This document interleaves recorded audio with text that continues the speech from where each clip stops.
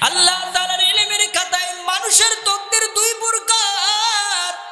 এক তাকদীর যেটা আল্লাহ তাআলা লিখিত রেখে দিয়েছেন, আর একটা তাকদীর আল্লাহ তাআলার ইলমে রেখেছে। মুজাদ্দিদ আল-ফিসানি রহমাতুল্লাহি আলাইহি, মুজাদ্দিদ আল-ফিসানি রহমাতুল্লাহি আলাইহি অনেক বড় আল্লাহর পেয়ারা বান্দা, অনেক বড় আল্লাহর পেয়ারা বান্দা। এই মুজাদ্দিদ আল-ফিসানি রহমাতুল্লাহি আলাইহি মুরাকাবার ভিতর বসেছেন। মুরাকাবা বৈশা এমন মুরাকাবার ভিতর বসছেন যে দেখতে দেখতে মানুষের তাকদীরগুলো তিনি দেখতেছেন। কার তাকদীরে কি আছে এটা তিনি দেখতেছেন। কে কোন পর্যায়ে কার তাকদীর কতভাবে কিভাবে আল্লাহ তাআলা লিখে রেখেছেন এটা দেখতেছেন। এক পর্যায়ে দেখলেন এমন একজন আল্লাহর ওলি, যার সোহবত থেকে হাজার হাজার মানুষ ঈমান এনেছে, হাজার হাজার মানুষ গুনাহ থেকে ফিরে এসেছে। এমন একজন আল্লাহর ওলির নামটা জাহান্নামের খাতায় আল্লাহ তাআলা লিখে দিয়েছেন। এই আল্লাহর ওলি মুজাদ্দিদ আল-ফিসানি টেনশন পেরেশানিতে পড়ে গেলেন। হাই হাই, এটা কি দেখলাম কি দেখলাম, এমন ব্যক্তির মৃত্যুটা আল্লাহ তাআলা জাহান্নামে দিয়ে রেখেছেন। এই টেনশনের কারণে এমন টেনশনে পড়ে গিয়েছেন, কিভাবে সম্ভব? কত মানুষ গুনার কাজ করে, কত মানুষ জিনার কাজ করে, কত মানুষ মিথ্যা কথা বলে, কিন্তু এমন একজন মানুষের আল্লাহ তাআলা তাকদীর রেখে দিল মৃত্যুর পরে সে জাহান্নামে চলে যাবে। মুজাদ্দিদ আল-ফিসানি রহমাতুল্লাহি আলাইহি টেনশন করতেছেন কি করা যায়, কি করা যায়। বড় আব্দুল কাদের পীর, বড় পীর আব্দুল কাদের জিলানী রহমাতুল্লাহি আলাইহির একটা লিখিত কিতাব মুজাদ্দিদ আল-ফিসানি এই কিতাবটা পড়তেছেন। পড়তে পড়তে দেখলেন আল্লাহ তাআলা তাকদীর দুই প্রকার। এক তাকদীর হলো লিখিত তাকদীর, আর একটা তাকদীর আল্লাহ তাআলার ইলমের তাকদীর। ইলমের তাকদীর যেটা দোয়ার মাধ্যম দিয়ে আল্লাহ পরিবর্তন কইরা দেয়, আর যেটা আল্লাহ তাআলা লিখে রেখেছেন, আর যেটা আল্লাহ তাআলা লিখে রেখেছেন এটা কোনোদিন পরিবর্তন হয় না। মুজাদ্দিদ আল-ফিসানি রাহমাতুল্লাহি আলাইহি তাহাজ্জুদের নামাজ শেষ করে ওই আল্লাহর ওলি যার নামটা আল্লাহ তাআলা জাহান্নামে দিয়ে রেখেছে এই ব্যক্তির জন্য মুজাদ্দিদ আল-ফিসানি দোয়া করলেন। দোয়া শেষে পরের দিন আবার মুরাকাবায় বসেছেন। মুরাকাবার মাধ্যম দিয়ে দেখতেছে আল্লাহ তাআলা ওই আল্লাহর ওলির নামটা ইলমের খাতায় যেটা জাহান্নামে রেখে দিয়েছিল এই নামটা কেটে দিয়ে আল্লাহ তাআলা জান্নাতে দিয়েছেন। সুবহানাল্লাহ বলেন।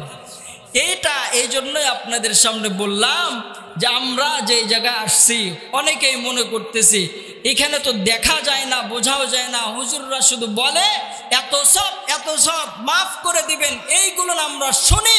কিন্তু বন্ধু দেখেন, ইলম দুই প্রকার, তাকদীর দুই প্রকার। একটা লিখিত তাকদীর, আরেকটা হলো আল্লাহ পাক ইলমে রেখে দিয়েছেন। আমার আপনার তাকদীর যদি আল্লাহর ইলমে যদি খারাপ থেকে থাকে, এখানে বৈশা দোয়া করলে আল্লাহ তাআলা ওই খারাপ তাকদীরটা ভালো বানায় দিবেন। সুবহানাল্লাহ। তাহলে এখানে বৈশা কি লাভ আছে না লস? লাভ না লস? অনেক লাভ, অনেক লাভ। আমরা দুনিয়ার উপস্থিত লাভ যেটা, এটা দেখলে আমরা এর পেছনে অনেক দৌড়াদৌড়ি করি। যেইটার লাভ যত বেশি ওর পেছনে তত বেশি আমরা শ্রম দেই। কথা কোন ঠিক না বেশি? কিন্তু যেটা দেখা যায় না এর পেছনে আমরা দৌড়াই না, এটাকে আমরা পরিপূর্ণভাবে মানতেও চেষ্টা করি না। অথচ আল্লাহ তাআলার এই জান্নাত যে বানাইছেন, আল্লাহ তাআলা যে জান্নাত বানাইছেন, এই জান্নাতের ব্যাপারে যদি আমরা জানতাম, যদি দেখতাম দুই চোখ দিয়ে, আমার তো মনে হয় আমরা দুনিয়াদারি খাওয়া দাওয়া সব বাদ দিয়ে শুধু আল্লাহর গোলামি করতাম। কথা বলেন ঠিক না বে ঠিক? তো যাই হোক, যে আয়াতে কারিমা তেলাওয়াত করেছি ওই দিকে যাব। আয়াতে কারিমার মধ্যে আল্লাহ তাআলা বলেন, আল্লাযী খালাকাল মাউতা ওয়াল হায়াতা লিয়াবলুয়াকুম আইয়ুকুম আহসানু আমালা। আল্লাহ তাআলা এখানে বলতেছেন আল্লাযী খালাকাল মাউতা, আমি আল্লাহ তাআলা সৃষ্টি করেছি মাউত মৃত্যুকে, ওয়াল হায়াত এরপরে সৃষ্টি করেছি জান। সর্বপ্রথম মানুষ মৃত্যু নামক বস্তুটাকে আগে সৃষ্টি করেছেন, বানাইছেন। ওয়াল হায়া এরপরে আল্লাহ তাআলা হায়াত দান করেছেন। তার কারণ মানুষের মৃত্যুটাকে কেন আগে আল্লাহ তাআলা বানাইলো? নিশ্চিত মানুষ দুনিয়া থেকে মৃত্যুবরণ করবে, যত জীব জানোয়ার আছে সবাই মৃত্যুবরণ করবে। এইটা বোঝানোর জন্য আল্লাহ আগে কি করেছেন? মৃত্যু নামক বস্তুটা আগে বানাইছেন। ওয়াল হায়া, তারপর হায়াত দান করেছেন। এরপরে বলেন তালিয়াবুলুয়াকুম আইয়ুকুম আহসানু আমালা। কই কেন কেন বানাইলাম? কই তালিয়াবুলুয়াকুম, পরীক্ষা করার জন্য। সুবহানাল্লাহ বলেন না? কিসের জন্য বানাইছেন? একটু কথা বলবেন। আমাদেরকে কেন বানাইছেন? কেন বানাইছেন বলেন বলেন? পরীক্ষা করার জন্য। কি পরীক্ষা করবেন?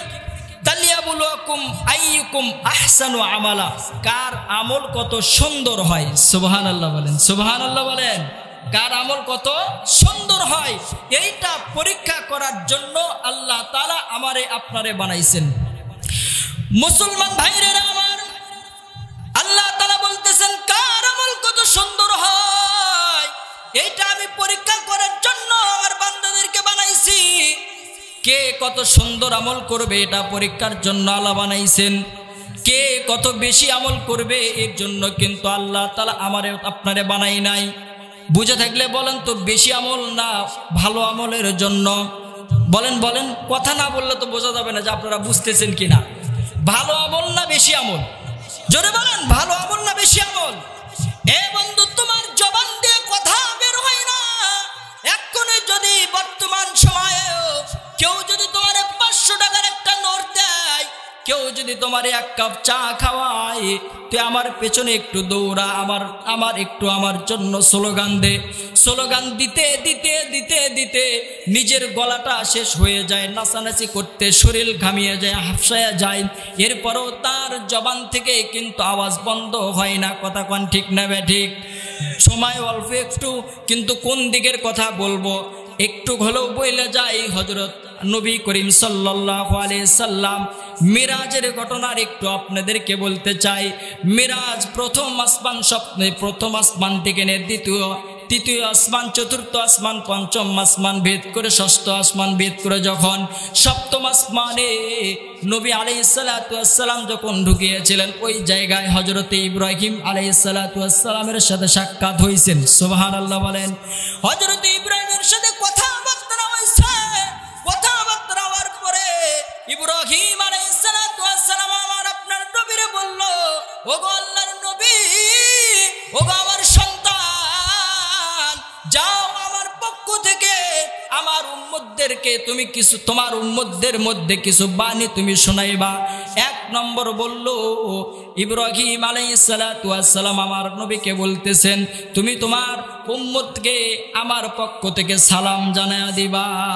সুবহানাল্লাহ বলেন। এরপরে বললেন যে তোমার উম্মতদেরকে আরেকটা খবর দিবা যে জান্নাতের ভিতর অনেক সুন্দর সুঘ্রাণ, এইটা তোমার উম্মতদের তুমি খবর দিবা। এরপর আরেকটা কথা বলবা জান্নাতটা কিন্তু অনেক ফাঁকা মরুভূমি জায়গা, সেখানে কোনো কিছু নাই।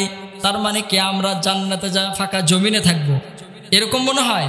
বললেন যে অনেক ফাঁকা জমিন, উর্বর জমিন, অনেক উর্বর জমিন।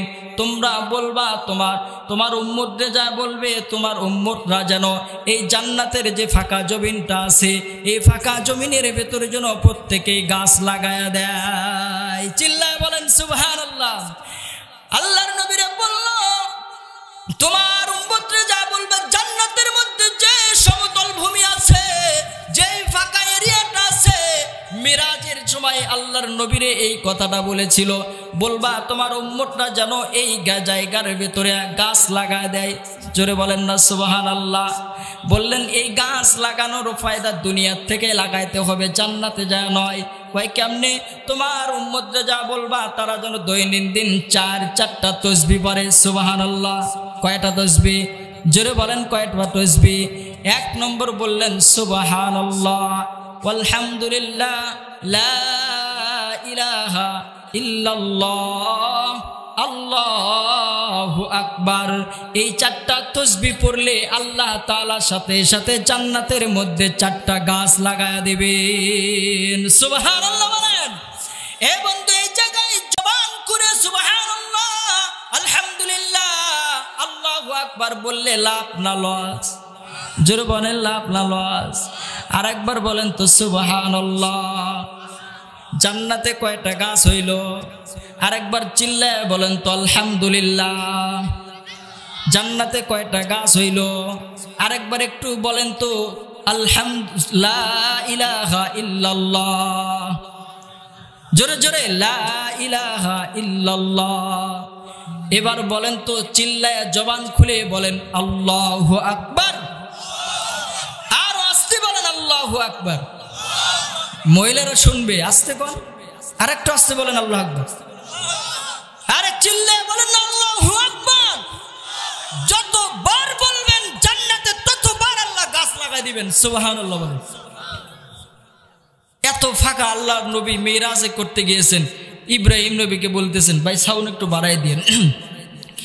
ইব্রাহিম নবী আমার নবীরে বলতেছে, তোমার উম্মতরে যা বইল যে জান্নাত একটা মরুভূমি জায়গা, ফাঁকা জমিন, সমতল জমিন, এখানে যেন তোমার উম্মতরা গাছ লাগায় দেয়। যে যতবার সুবহানাল্লাহ বলবে ততটা আল্লাহ তাআলা জান্নাতে গাছ লাগাবে। যে যতবার আলহামদুলিল্লাহ বলবে ততটা তার নামে আল্লাহ জান্নাতে গাছ লাগাবে। যে যতবার লা ইলাহা ইল্লাল্লাহ বলবে ততটা জান্নাতে তার জন্য আল্লাহ তাআলা গাছ লাগাই দিবে। যে যতবার আল্লাহু আকবার বলবে ততবার আল্লাহ তাআলা জান্নাতে তার জন্য গাছ লাগাই দিবেন। সুবহানাল্লাহ বলেন। আওয়াজ জোরে দেন না কেন ভাই? কথা বলেন না কেন? কথা তো বলতে হবে। এই কথা বলান শিখেছে কে? জোরে বলেন, আরো জোরে বলেন, কে শিখাইছেন? তা আল্লাহ যদি শিখাইয়া থাকেন এই জবান দিয়ে ডাকবো কারে? জোরে বলেন, কারে ডাকবো? সবাই একটু জোরে উঁচু করে হাত দুটো টান টান করেন তো দেখি, সবাই টান দেন। নারে তাকবীর, নারে তাকবীর। জোরে বলেন নারে তাকবীর। মাশাআল্লাহ, কতগুলো গাছ জান্নাতে হয়ে গেল। এখন আবার টেনশনে পড়ে গেছেন নাকি যে এতগুলো যে আমরা বললাম, তো জান্নাতে বেরো গাছ লাগানোর জায়গা থাকবে আর কোথায়, শেষই তো হয়ে যাবে, এরকম নাকি? এরকম চিন্তা করতেছেন?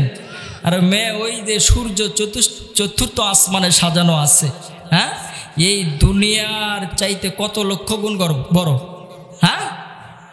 এর ওপরে আবার আছে তারকা। এর উপরে কি আছে? তারকা। এক একটা গ্যালাক্সির ভিতরে আছে এই তারকাগুলো। এই তারকা আবার এই সূর্যের চাইতেও বড়। সুবহানাল্লাহ বলেন তো। তো এই চোখ দিয়ে আমরা এই তারকা কতটুক দেখি বলেন? ছোট্ট দেখি না? আর সূর্য কতটুক দেখা যায়? তা আপনি আমি টেনশনে যদি পড়ে যাই যে এতবার যদি সুবহানাল্লাহ আলহামদুলিল্লাহ বলি, তাহলে জান্নাতে তো আর গাছ লাগার জায়গায় থাকবে না, এরকম নাকি? এরকম মনে হয় আপনাদের? নয়, এটা মনে করা যাবে না। এই জন্য আল্লাহ এখানে যতক্ষণ থাকবো ততক্ষণ একটু আওয়াজ দেবো। পারবো না ইনশাআল্লাহ? পারবো না ইনশাআল্লাহ? কারণ যেহেতু এই জবান সব কিছু আল্লাহ তাআলা আমারে আপনারে দিয়েছেন, আমারে আপনারে বানাইছেন, এই জন্য সর্বক্ষণ যিনি আমাকে এত সুন্দর করে বানাইলো, যিনি আমাকে জমিন দিল, সব কিছু দিল, সব সময়ের জন্য তার দিকেই থাকতে হবে। কথা বলেন ঠিক না বে ঠিক? যদি তার দিকে না থাকতে পারি বাবা, তাহলে তো আমার আপনার কপাল খারাপ, সোজা ওই জাহান্নামে যেতে হবে। আরে আল্লাহর ওলিরে তারা সর্বক্ষণ আল্লাহ যেদিকে যাইতো তারাও সেই দিকে যাইতো। সুবহানাল্লাহ বলবেন না? সুবহানাল্লাহ বলবেন না? বলবেন না? এই যে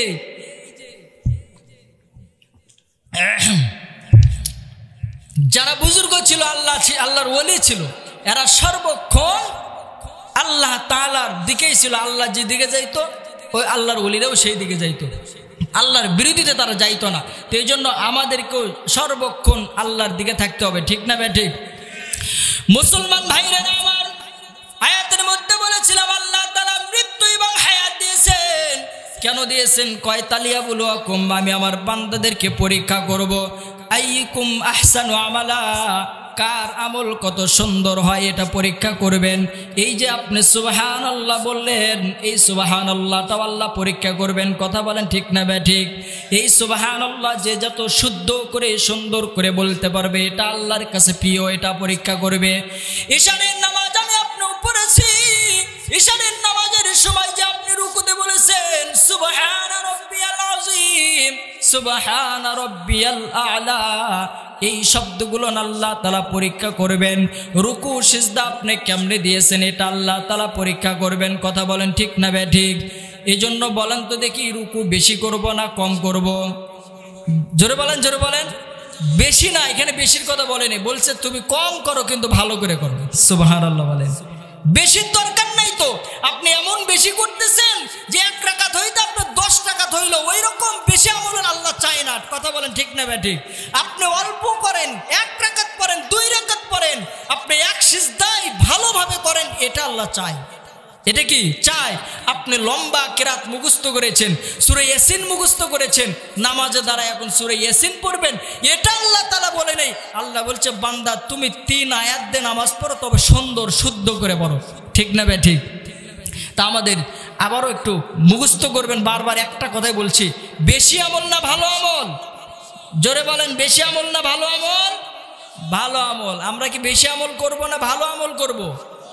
ভালো তরকারি যদি হয়, 1 তরকারি দিয়ে অনেক ভাত খাওয়া যায়। ঠিক না বে ঠিক? আর যদি তরকারি আইটেম অনেক করেছেন কিন্তু সব নিরামিষ, ওটাতে কিন্তু বেশি খাওয়া যায় না। ঠিক না বে ঠিক? আপনি এমন নামাজ পড়া শুরু করেছেন, হাঁটু ছিলছেন, কপাল ছিলছেন, হাত ছিলে ফেলছেন, কিন্তু আল্লাহ বলে তোর এই ছেলা আমার পছন্দ হয় নাই, যদি তোর একটা সেজদা ভালো হইতো, এই 1 সেজদায় আমি তোর জান্নাতে দিয়ে দিতাম। সুবহানাল্লাহ। মুসলমান ভাইরা আমার, আমল শুধুমাত্র এতটুকু আমল আল্লাহ চায় যে আমল আল্লাহ তাআলার কাছে ভালো হবে, যে আমলটা আপনি আল্লাহ তাআলার কাছে পছন্দ হয়ে যাবে, এতটুকু পছন্দনীয় আমল যদি আমি আপনি করতে পারি, আল্লাহ তাআলা বলতেছেন কানা মাই ফিল জান্নাহ, আমি আল্লাহ তাআলা তোর এতটুকু ভালো আমলের কারণে তোর জান্নাতুল ফিরদাউস দান করে দেব। জোরে কান সুবহানাল্লাহ। মুসলমান ভাইরা আমার, কথাগুলো একটু বোঝার চেষ্টা করবেন। নেক আমল তো আমাদের ভিতর নাই, গুনাহ নিয়ে আমরা সর্বক্ষণ পড়ে থাকি। গুনাহ যে এত হয়ে যায় চিন্তাও করি না, আজকে গুনাহ করে ফেললাম, এই জন্য নামাজটা আমরা পড়ে নেই। অনেকে 1 ওয়াক্ত নামাজ কাজা করলে আল্লাহ তাআলা আমাদেরকে 2,88,00,000 বছর জাহান্নামে দিবে। কথা বলেন ঠিক না বে ঠিক? একটা কবিরা গুনাহ যদি কেউ করে, একটা কবিরা গুনাহ সমান 7,500 বছর পর্যন্ত জাহান্নামের আগুনে জ্বলতে হবে। দিনের পর দিন প্রত্যেকটা সময় গুনাহ নিয়ে গুনাহ। ইশারের সময় হাইয়া আলাস সালাহ বলে ডাক দিয়েছে, হাইয়া আলাস সালাহ, আসো নামাজের দিকে, আসো নামাজের দিকে। হাইয়া আলাল ফালাহ, আসো কল্যাণের দিকে, আসো কল্যাণের দিকে। এই ডাকটা বলুন তো দেখি, মুয়াজ্জিনের ডাক না আল্লাহর ডাক? একটু আগে বলেছিলাম যে বলবে আল্লাহ, জান্নাতে গাছ হবে কয়টা? আল্লাহর নামটা আরেকবার বলেন, আল্লাহ। জোরে বলেন আল্লাহ। মুয়াজ্জিন সাহেব যে ডাক দিয়েছে হাইয়া আলাস সালাহ, বুঝে থাকলে বলেন তো এই ডাকটা কার? আরো জোরে বলেন এই ডাকটা কার? একটু মোহাব্বত লে কলিজা থেকে ডাক দেন, এই ডাক কার? এ বন্ধু, এই ডাকটা কিন্তু মুয়াজ্জিনের বাবারও নয়। কথা কোন ঠিক না বে ঠিক? আল্লাহ বলতেছে হাইয়া আলাস সালাহ, আসো নামাজের দিকে, আসো নামাজের দিকে। হাইয়া আলাল ফালাহ, আসো কল্যাণের দিকে, কল্যাণের দিকে। বন্ধু, ব্যবসা তোমার জন্য কল্যাণ নয়, ক্ষেত খামারি তোমার জন্য কল্যাণ নয়, বিবি বাচ্চা তোমার জন্য কল্যাণ নয়। ওই সময় যদি তুমি মসজিদে হাজিরা দিতে পারতা, এটা তোমার চাইতে দুনিয়ার মধ্যে সবচাইতে কল্যাণময় জায়গা। জোরে বলেন ঠিক না বে ঠিক? মসজিদের মিনার থেকে যখন হাইয়া আলাস সালাহ এই ডাকটা শোনার পরেও, যখন কোনো বান্দা এই ডাক শোনার পরেও নিজের কাজের, দুনিয়াবি কাজের দিকে ব্যস্ত হয়ে যায়, মালিক ওই আসমান থেকে আফসোস করে।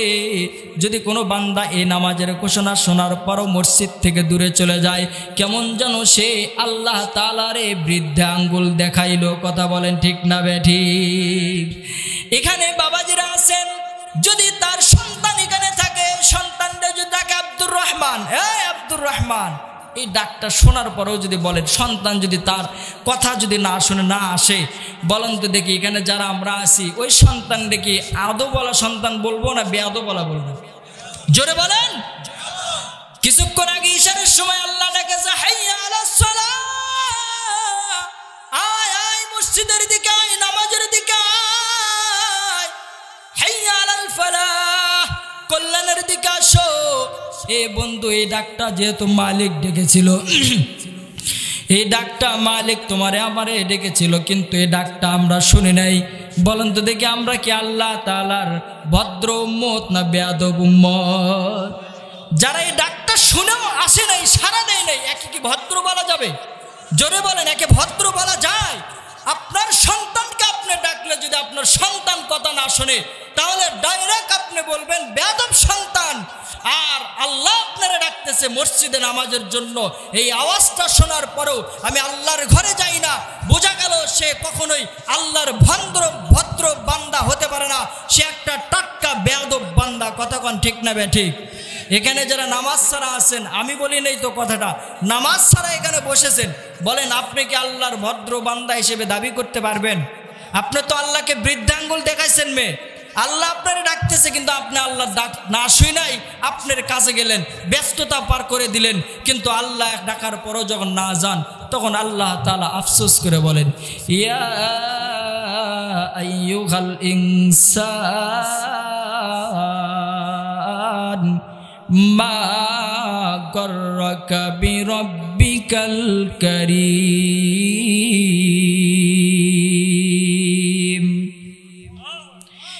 ইয়া আইয়ুহাল ইনসান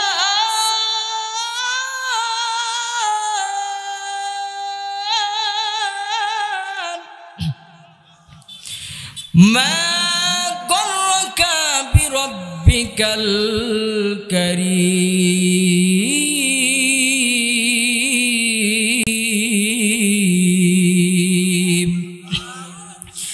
এই জায়গা আল্লাহ তাআলা বড় আফসোস করে বলতেছেন, ইয়া আইয়ুহাল ইনসান, হে মানুষ। আল্লাহ তাআলা ডাক দিয়ে বলতেছে, হে মানুষ। বলেন তো কারে ডাক দিয়েছেন? একটু বুঝে থাকলে বলেন। বলেন না, হে মানুষ কারে ডাক দিয়েছেন? আমারে আপনারে ডাকছেন, হে মানুষ। ইয়া আইয়ুহাল ইনসান, হে মানুষ, হে মানুষ। মা গররাকা বিরব্বিকাল কারীম, এই মহামহিমান্বিত রব থেকে কে তোরে আমারে আলাদা করে দিল? আল্লাহু আকবার বলেন। হাইয়া আলাস সালার আওয়াজটা শুনে যখন আমি আল্লাহর কুদরতে পায়ে সিজদা না দেই, তখন কেমন জানি মালিক আফসোস করে বলে, ইয়া আইয়ুহাল ইনসান, হে মানুষ, হে মানুষ। মা গররাকা বিরব্বিকাল কারীম, আমি রব থেকে কে তোরে আলাদা করে দিল? কে তোরে আলাদা করে দিল? হে বন্ধু, দুনিয়া তুমি সব কিছু বুঝলা, দুনিয়া সব কিছু তুমি চিনলা, দুনিয়া থেকে তুমি সব বুঝলা, কিন্তু মালিককে তুমি আজও চিনতে পারলে না। অথচ তুমি আমি কিছুই ছিলাম না, অস্তিত্ব ছিলাম না। আর এক জায়গায় আল্লাহ তাআলা সূরা বাকারার মধ্যে বলতেছেন, কাইফা তাকফুরুনা বিল্লাহি ওয়া কুনতুম আমওয়াতা। যখন আমরা আল্লাহর ইবাদত করি না, আল্লাহ তাআলা বলেন, কাইফা তাকফুরুনা বিল্লাহ, হে বান্দা কেমনে তুমি আমারে অস্বীকার করো? কাইফা তাকফুরুনা বিল্লাহি ওয়া কুনতুম আমওয়াতা। সকল মুফাসসিরিন ইকরামরা আমওয়াতার ব্যাখ্যা করেছে, বান্দা তোরে যখন আমি, তোর কোনো অস্তিত্বই ছিল না, তুই কিছুই ছিলি না। তোর বাবার পিঠ থেকে এক ফোঁটা পানি আর তোর মার বুক থেকে এক ফোঁটা পানি লইয়া আমি আল্লাহ তাআলা এক ফোঁটা রক্তের টুকরা আমি বানাইছি। এই রক্তের টুকরাটাকে এখান থেকে একটা গোস্তের টুকরা আমি বানাইছি। শুনো, আমওয়াতার ব্যাখ্যা, তোমার আমার কোনো অস্তিত্ব ছিল না, একটা রক্তের ফোঁটা থেকে একটা গোস্তের টুকরা আল্লাহ বানাইছে। এই গোস্তের টুকরাটা আল্লাহ তাআলা টানতে টানতে টানতে বড় বানাইছে। এখান থেকে আমার আপনার আল্লাহ তাআলা সুন্দর এই দুইটা চোখ দেখতে পাইতেছেন, এই চোখটা আল্লাহ তাআলা টান দিয়ে বের করে দিয়েছেন। এই যে সুন্দর দুইটা হাত, এই দুইটা হাত আল্লাহ তাআলা বের করে দিয়েছেন। বন্ধু আমার পা ছিল না, এই পাগুলো বের করেছেন। সুন্দর করে আল্লাহ তাআলা আমারে বানাইছেন, দুনিয়ায় আল্লাহ তাআলা আমারে পাঠাইছেন। এরপরে বলতেছেন আমওয়াতা, আল্লাহ তাআলা বলতেছেন, কুনতুম কাইফা তাকফুরুনা বিল্লাহি ওয়া কুনতুম আমওয়াতা ফাহইয়াকুম আমি আল্লাহ তাআলা তোরা হায়াত দান করেছি, সুম্মা ইউমিতুকুম আমি আল্লাহ তাআলা আবার তোরে মৃত্যু দান করব। আল্লাহ তাআলা বলতেছেন সুম্মা ইলাইহি তুরজাউন আমি আল্লাহ তাআলা আবার তোরে জীবিত করব, জীবিত কইরা আমি আমার কাছে তোরে আবার নিয়ে আসব। এ বন্ধু বুঝে থাকলে বলেন তো, এখানে আমরা দুনিয়ায় কিছু ছিলাম কি ছিলাম না? ছিলাম। কে বানাইছে? এ আল্লাহ তাআলা আমার এত সুন্দর করে বানাইলো, আমার হাত দিল, আমার পা দিল, কথা বলার শক্তি আল্লাহ তাআলা দিল। কেন রে? এত কিছু দেওয়ার পরে, এত সুন্দর সব কিছু দান করার পরেও যখন মসজিদের মিনার থেকে ডাক আসে, কেন তুমি ওই মসজিদের মিনারের দিকে যাও না? কেন তুমি আল্লাহ তাআলার কুদরতে পায়ে সেজদা তুমি দাও না? জানো, তুমি যদি আল্লাহ তাআলার কুদরতে পায়ে একটা সেজদা দিতে পারো বন্ধু, এই সেজদা যদি আল্লাহর কবুল হয়ে যায়, এক সেজদা তোমারে আমারে আল্লাহ তাআলা জান্নাত দান করে দিবেন। সুবহানাল্লাহ বলেন। এক সেজদায় তোমারে আমারে আল্লাহ জান্নাতে নিয়ে যাবেন। জোরে বলেন সুবহানাল্লাহ। মুসলমান ভাইরা আমার, যে কথা আমি বুঝাইতে চাই, গুনার কাজ তো আমরা কম করি না। গুনাহ করতে করতে নিজের জীবনটা আমরা শেষ করে ফেলেছি। ভালো কাজ কিন্তু আমাদের আর ভালো লাগে না। এত বড় বড় গুনার কাজ করতেছি, বড় বড় অন্যায় করি, এরপরেও কখনো চিন্তাও করি না, একটু অনুশোচনাও করি না, একটু মনের ভিতরে আবেগ দেও বলারও চেষ্টা করি না। আজকে তো আমি নামাজ কাজা করলাম, সারা দিনে কত মিথ্যা কথাই না বলেছি, মানুষের কত অন্যায় অত্যাচার করেছি, জুলুম করেছি, নির্যাতন করেছি, চকলখুরি করেছি, কোনোদিন একটু আফসোস করেও বলি নাই। এ বাগদার মুসলমান, এই ইমানদার, ও পর্দার আড়ালের মা, কথাগুলো বোঝার জন্য বলতেছি। সাহাবীদের দিকে একটু তাকাও। সাহাবীরা গুনাহ করে ফেললে কি পরিমাণ তারা অনুতপ্ত করতেন, কি পরিমাণ অনুতপ্ত হইতেন। একটা গুনাহ হয়ে গেলে তারা কান্না করতে করতে পর্যন্ত বেহুশ হয়ে গিয়েছেন। অনেক সাহাবীদের এরকম ঘটনা আছে না নাই? জোরে বলেন আছে না নাই? সাহাবীদের থেকে আমাদেরকে শিক্ষা গ্রহণ করতে হবে। ছোট্ট করে শেষ করে দেব। একজন সাহাবী ছিল সালাবা রাদিয়াল্লাহু তাআলা আনহু। এই সালাবারে যুদ্ধের সময় আল্লাহর নবী হযরত মুহাম্মদুর রাসূলুল্লাহ সাল্লাল্লাহু আলাইহি সাল্লাম যুদ্ধের সময় সকল সাহাবীদেরকে নিয়ে যুদ্ধের ময়দানে চলে গিয়েছেন। এই সালাবা রাদিয়াল্লাহু তাআলা আনহু তিনি মদিনায় ছিলেন। ভুলক্রমে শয়তানের ভর করে তিনি এক মহিলার হাতটা ধরে ফেলেছে। এই মহিলা সালাবারে বলতেছে, ওগো সালাবা, তুমি না আল্লাহর নবীর প্রিয় সাহাবী, তুমি না আল্লাহর নবীর প্রিয় সাহাবী, তুমি কেন এই গুনার কাজটা করলা? কেউ যদি হাত দিয়ে বেগানা নারীর হাতটা ধরে তাহলে জিনার গুনাহ হয়ে যাবে। এই মহিলাটা ছিল হযরত সাদ রাদিয়াল্লাহু তাআলা আনহুর স্ত্রী। সালাবারে বলতেছে, তুমি না গুনার কাজ করে ফেলেছো। সালাবা হাতটা ছেড়ে দিয়ে আনহু। সালাবা বলে, না না, আমি মদিনায় যাব না। জোর করার কারণে সালাবা রাজি হয়েছে। রাজি হওয়ার পরে সাদ রাদিয়াল্লাহু তাআলা আনহুরে বলতেছে, ওগো আমার সাদ ভাই, মদিনায় যাব, শর্ত হলো যেরকম চোররা চুরি করলে আসামিরে যেইভাবে দুইটা হাত বাইদা মানুষের সামনে নিয়ে যায়, এরকম আসামির মতো করে বাইদা তুমি আমারে মদিনায় নিয়ে চলো।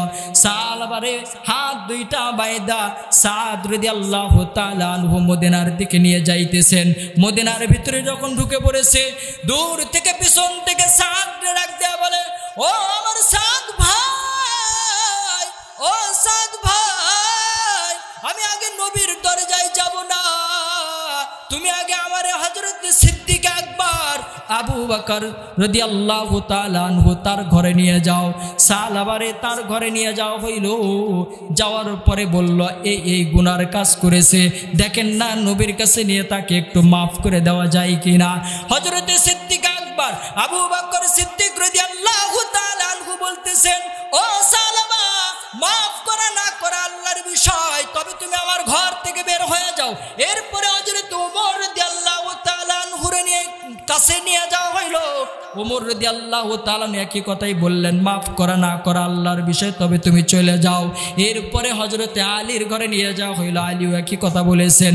এরপরে শেষ পর্যায়ে সালাবা সাদ রাদিয়াল্লাহু তাআলা আনহুর ডাক দিয়ে বলতেছেন, ও আমার সালাবা সাদ ভাই, সরকারে দো আলম নবী প্যারা নবী মুহাম্মদুর রাসূলুল্লাহ সাল্লাল্লাহু আলাইহি সাল্লামের ঘরে তুমি আমার একটু নিয়ে চলো না, হতে পারে সে আমারে হয়তো বা মাফ করার একটা কোনো ফায়সালা দিয়ে দিবে। নবীর ঘরে নিয়ে গিয়েছে। নবী আলাইহিস সালাতু ওয়াস সালাম ঘটনা শোনার পর বলতেছে, সালাবারে মাফ করা না করা আল্লাহর বিষয়, তবে এই মুহূর্তে তুই আমার ঘর থেকে বের হয়ে যা। শেষ করে দেব, এক্ষুনি শেষ করে দেব। ওই জায়গায় ছিল সালাবার মিয়া। তার মিয়া বলতেছে, তোমারে আবু বকরও জায়গা দেয় নাই, ওমরও তোমার জায়গা দেয় নাই, আলীও তোমার জায়গা দেয় নাই, এই প্রিয় নবী মুহাম্মদুর রাসূলুল্লাহ তোমার জায়গা দেয় নাই, আমি তোমার মেয়ে, আমার ঘরেও তোমারে কোনো জায়গা নাই। সালাবা দৌড় দিয়েছেন। সাদরে বলতেছে, হাতটা ছেড়ে দাও, এমনভাবে দৌড় দিয়েছেন। এ বন্ধু, ঘটনা অনেক লম্বা, ঘটনা আর বলতে চাই না, এখানেই শেষ করে দিতেছি। এতটুকুই বুঝাইতে চাই, শুধুমাত্র একটা মহিলার হাতটা তিনি ধরেছিলেন। এই ধরার কারণে এত অনুতপ্ত হয়েছে, এত পরিমাণ অনুতপ্ত হয়েছে, এত পরিমাণ অনুতপ্ত হয়েছে, কান্না করতে করতে কান্না করতে করতে আল্লাহরে এমনভাবে রাজি করাইছেন, আল্লাহরে এমনভাবে রাজি করাইছে, জিবরাইল আমিন নবীর কাছে চলে আসছে ওহী নিয়া, আমার সালাবা কোথায়, সালাবারে খুঁজে বাই করো। নবী সালাবারে খোঁজার জন্য সাহাবীদেরকে পাঠিয়ে দিয়েছেন। বন্ধু সালাবারে খুঁজে নিয়ে চলে আসছেন। মসজিদে নববীতে ফজরের সময় ঢুকেছেন। ঢোকার পরে যা দেখে নামাজ চালু হয়েছে। সালাবা নবীজির ইমামতিতে দাঁড়ায় গিয়েছেন প্রথম রাকাতে। নবী সাল্লাল্লাহু আলাইহি সাল্লাম সূরা তাকাসুরের প্রথম আয়াত তেলাওয়াত করার সাথে সাথে সালাবা এমন বিকট আওয়াজ দিয়েছেন, সাহাবারা বলে এমন আওয়াজ আমরা কোনোদিন শুনে নাই। সুবহানাল্লাহ বলেন।